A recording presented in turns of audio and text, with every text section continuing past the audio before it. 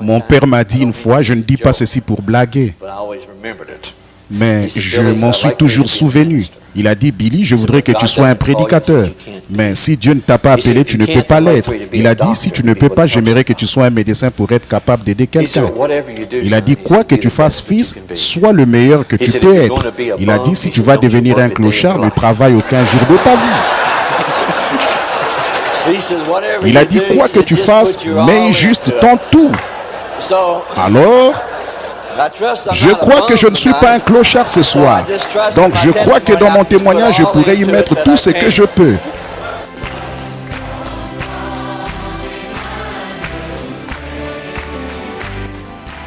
Hommage à frère Billy Paul Branham.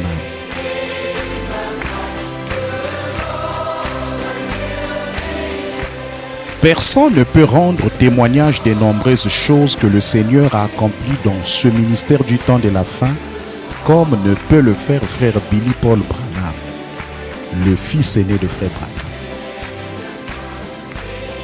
Pendant 14 ans, en tant que compagnon de voyage et secrétaire personnel de son père, il a vu de ses yeux le don prophétique en action, ainsi que les signes qui ont été envoyés pour confirmer l'homme, la fonction et le ministère.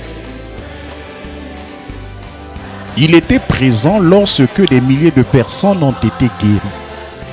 Il a entendu frère Branham raconter des centaines de visions pour ensuite les voir s'accomplir.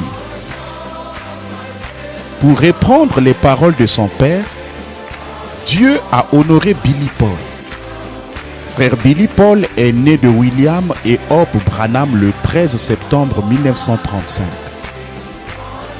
Alors qu'il était âgé de 2 ans, sa mère et sa petite sœur Sharon Rose ont succombé à la tuberculose à seulement 5 jours d'intervalle.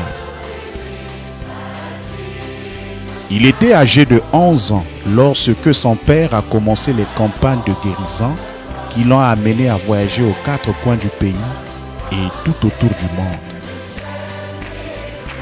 Quand il n'était pas à l'école, il voyageait avec son père et avait même reçu un rôle officiel.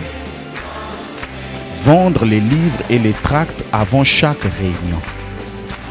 Par une nuit du mois de juin 1947 à Vandalia en Illinois, l'ange de l'Éternel est apparu de manière visible dans la chambre de motel où frère Branham restait.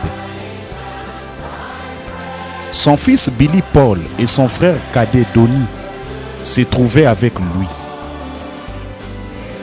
Le prophète a demandé à l'ange s'il pouvait réveiller les garçons pour qu'ils puissent être témoins de la présence angélique qui se trouvait devant lui. L'ange a répondu, « Tu peux réveiller ton fils Billy. » Frère Billy Paul. Ce message est tout pour moi. Il est parfait. Et que Dieu vous encourage à rester avec ce message. Il y a des choses que nous ne comprenons pas, mais souvenez-vous, si Dieu l'a pensé, frère Branham l'a parlé, nous le croyons, et ça règle la question. J'ai pensé l'autre jour, je me suis réveillé. Quand j'étais un jeune garçon, j'avais environ 12 ans. Et nous étions dans une petite ville appelée Vandalia en Illinois. Et frère Branham avait une réunion sous tente. Et nous étions dans un petit hôtel bon marché. Et je dis ça avec mon témoignage ici. Je sais que vous me l'avez déjà entendu raconter, mais peut-être encore une fois, je veux le partager avec vous. Parce que c'est l'une des expériences les plus formidables de ma vie.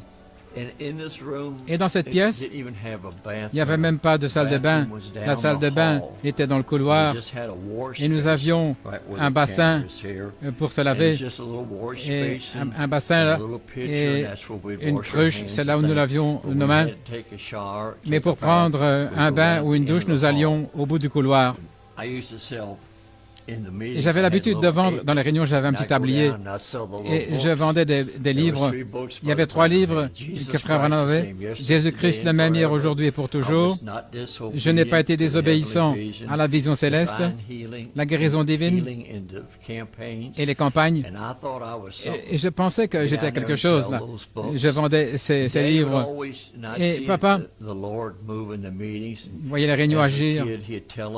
Il nous parlait de ces choses, comment le Seigneur agissait et comment l'ange le rencontrait. Et je me souviens un soir, dans cette chambre d'hôtel où nous étions, et le frère de mon papa était avec nous à ce moment-là, il conduisait le camion, et son nom était Donnie. Et c'était le plus jeune des frères. Et lui et moi et papa, nous dormions dans la même chambre.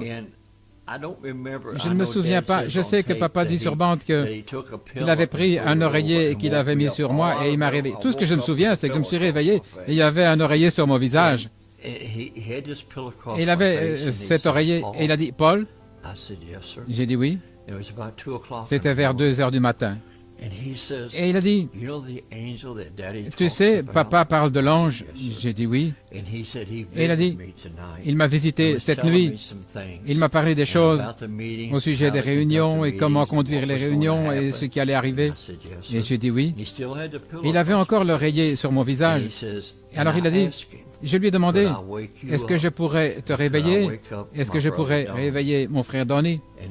Et il a dit, l'ange a dit, tu peux réveiller Billy.